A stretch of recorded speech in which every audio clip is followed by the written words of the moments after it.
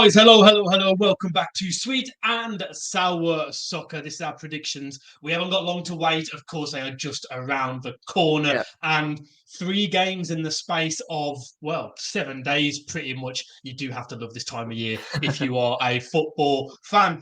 Guys, as you can see on screen, last week, it wasn't the best week for either of us. 4 points apiece. However, I still do have a healthy lead. I'm not going to give you a chance to comment on that, Scott, because I know you'll say something stupid. So let's just dive right into the first game, guys, and that is the early kickoff. And what does Gandhi himself say? You never back it. And I'm just going to say, Scott, I know people are going to laugh at this probably. I might look like a genius. I've gone 2-2. Historically, Liverpool do have a bit of an issue going to Selhurst Park, the famous 3-3. I've gone Palace 2, Liverpool 2.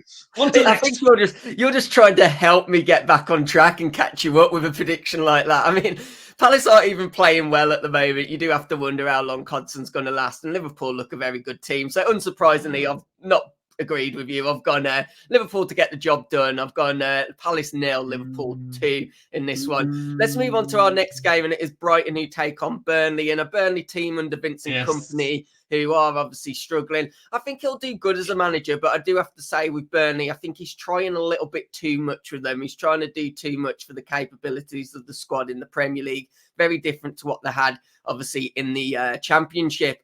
But you know, they come up against a Brighton team who look very well oiled, and contract talks are already happening with Zerbi. It's good times to be a Brighton fan at the moment, and I don't think they'll struggle here. I'm actually going to go Burnley to get the I'm going to go Brighton to get the win, and I'm going to actually go for another 2-0 scoreline.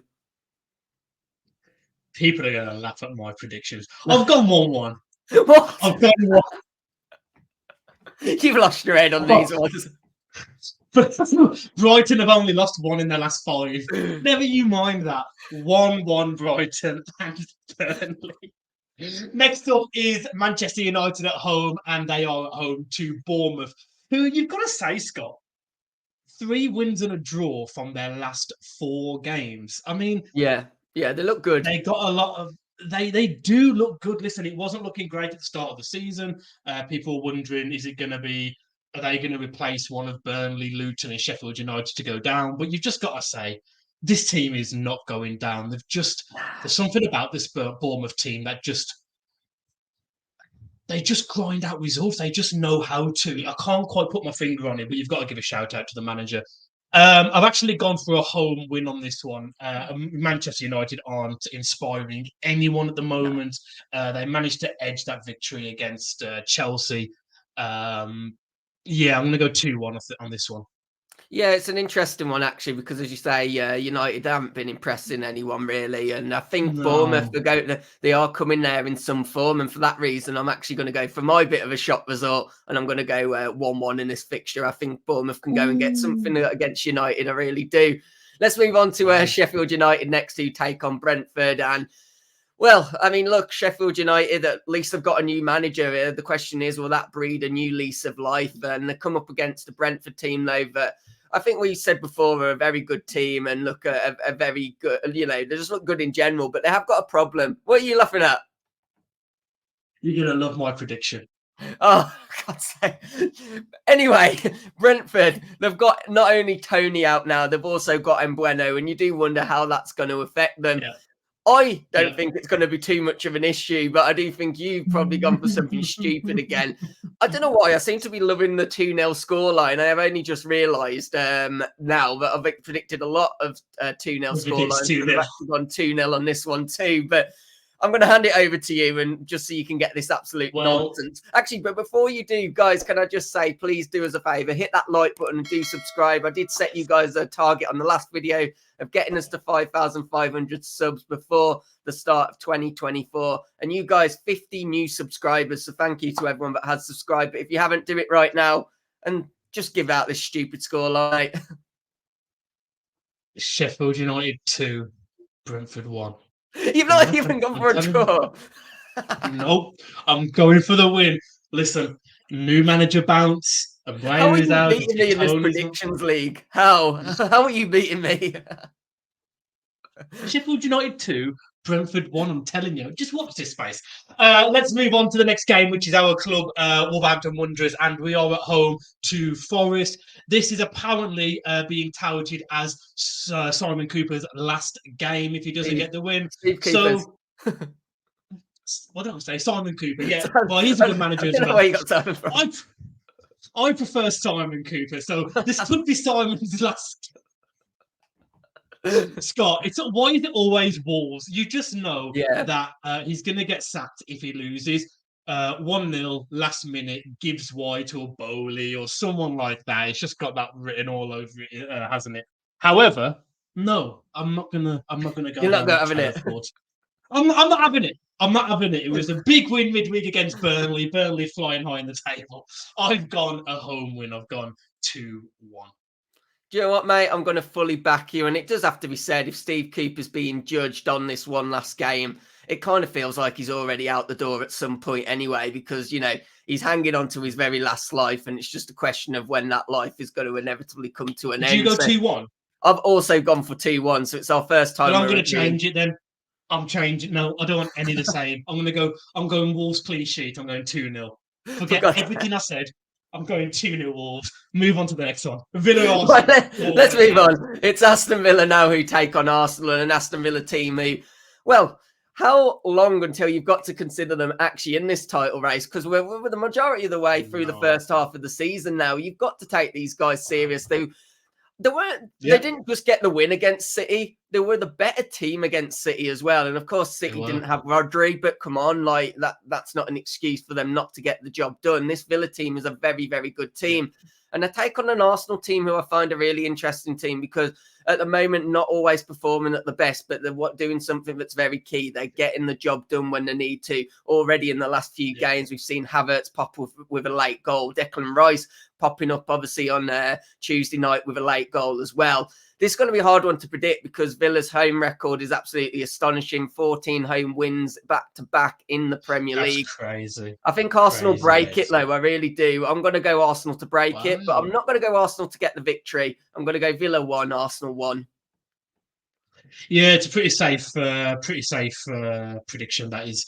The thing is with Arsenal, these next 5 games for me are a big deciding factor in the league because after this they play Brighton and then it's Liverpool and then I think the 2 games after that aren't easy either. But for Villa, fair play to them. I did predict Liverpool to drop points, which Arsenal should capitalise on. However, I've gone for a home win, and that's not a crazy prediction at this point in time. You know, I've gone Villa 2-1, and as a Wolves fan, I don't want to say that, but I think they're going to get the job done. I've gone Villa 2, Arsenal 1. Let's move on to the next game, and wow, Everton absolutely putting the heat on Newcastle. My word. Yeah. 3-0, chanting Gordon, what's the score? Listen, when you've had a 10-point deduction, you've just got to try and make light the most of it, enjoy it. Yeah, of course. Do you know what? They go into a game at home against Chelsea. Everton the favourites. I'd love to see the betting. I'd love to see the betting odds. Do you know what? If Everton hadn't have lost those 10 points, they'd be above Chelsea in the league. Yeah, exactly. So are Everton a better team? Do I back the... This is going to be a tough one. I think I'm going to go 1-1 down the middle. I think I'm going to go 1-1. I've gone one better than that, mate. I actually am going to back Everton to get the job done. I'm just going to go for a very safe 1-0 victory. I think they'll get the business done. I really do. Let's move on to Fulham next, who take on West Ham, and 2 teams that are probably moving into this with a bit of confidence. We saw Fulham absolutely destroy, and they did destroy Nottingham Forest. It was good for them. Iwobi on the score sheet again. Raul Jimenez on the score sheet and getting a very, very fancy goal as well whilst doing it. Yeah. And West Ham, obviously, a big result for them too. And you just wonder whether this West Ham team are going to stabilise a little now. We look at them as, for me, I do anyway, I look at them as having a very good team. Yes, they lost Declan Rice, but they replaced that with a lot of decent players and they spent the money well. And I kind of think they could be slightly higher up the table than they currently are, but it was a big result for them over the midweek fixtures. And I think they'll get the job done here. It's going to be a difficult game, especially with Fulham coming off the back of a really good result. But I'm going to go for a narrow 2-1 victory to West Ham. I've gone the opposite way. I've gone 2-1 Fulham. I like their options going forward. Now Jimenez finding the back of the net, Willian, Iwobi, as you mentioned. I was just saying Iwobi. Jimenez. What did I say? No, I was just saying you've got to love Iwobi. I was just giving some love to Iwobi. Sorry. I thought I said the wrong name again. No, just giving Iwobi some love. People that watch this channel and have done for a long time know that I love to make fun of Iwobi. Him and Spurs are the clubby Spurs and the player is Iwobi. But over the last 6 months, you've just got to say, I've liked him, man. I've liked Iwobi. I think this move has really helped him. But I'm going to go 2-1 to the home side. Next up is Luton versus Man City. And Luton, do you know what? I thought they were going to add another big draw at home this season, of course. They got the draw against Liverpool. I think that was 3-3, wasn't it? The Liverpool-Luton game? It might have been. But then, of course, Arsenal get that last-minute winner with Rice. I don't see them pushing City, though. Although you just never know. City are on the rocks as well, though, aren't they, at the moment? I thought it's Luton. This is either going to be a Luton win or they get smashed, isn't it? I don't think it's going to be a scrappy 1-0 win to City. So do I go for Luton to win or City to smash? I'm going to go City to smash them. I'm going to go 4-0.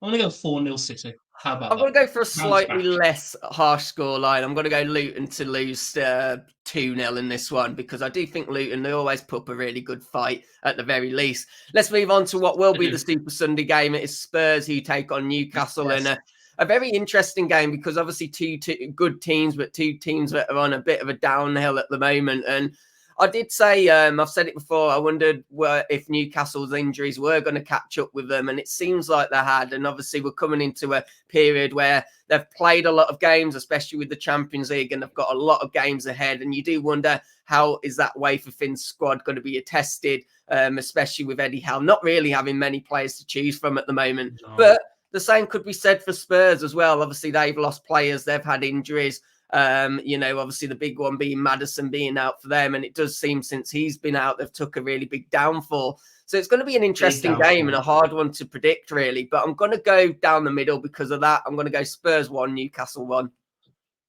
Wow, giving a lot of credit to Spurs, a team that has taken 1 point from their last 5 games. Wow, you're loving this downfall of Spurs, aren't you? I give them credit when they're playing well early in the season. I was giving them a lot of love, but I am enjoying this a little bit. I must admit, I do love it. I think Newcastle do them. Sad news about Nick Pope potentially missing most, if not all, the season. You've got to wonder, will that impact his Euro hopes next summer? Hopefully not. I think Newcastle smashed them. I'm going 3-1. I do think this is going to be a bad result for Spurs. I really do. 3-1 Newcastle. Guys, we will bring our predictions up on screen for you to have a feast on, as always. And if you have enjoyed the video, like I did say earlier on, if you can help us out, hit that like button, subscribe, and we shall catch you on the next one. Have a great weekend or take care. Adios. Goodbye. Adios.